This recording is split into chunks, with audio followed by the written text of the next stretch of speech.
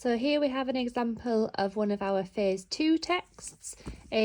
So if we look on the back of the children's text here, it says phase 2 set 1 and set 2 sounds.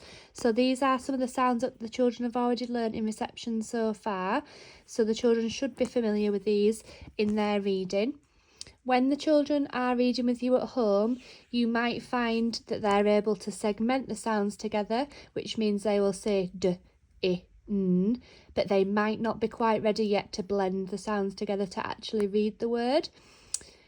To help the children to do this, we just repeat the sounds 3 times. So we might say it, is, a, because they're all high frequency words, so the children should be able to recognise those words straight away. And then for din, we would say d, I, n, d, I, n, d, I, n, din. When you're reading with your child at home, it is really helpful to encourage them to point to the individual sounds before they blend it together. Again, that's something that we will support the children with in school as well. So as the children work their way through the text, don't feel like you have to read the whole book in one go. If the children are struggling with their segmenting and blending, it's absolutely fine to just do a few pages at a time.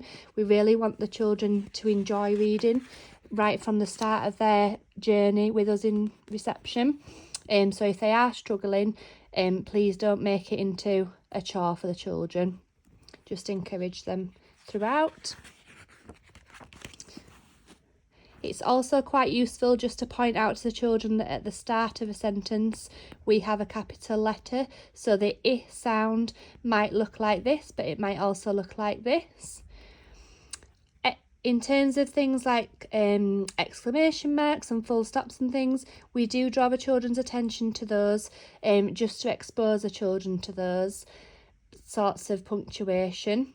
They're not expected to be able to recognise those or use them in their own writing, but we do feel that it is useful just to point different forms of grammar and punctuation out to the children. And again, just like in the phase 1 books, we have links to the ebooks right at the back there and some questions just to test the children's comprehension and some little follow-up activities here as well.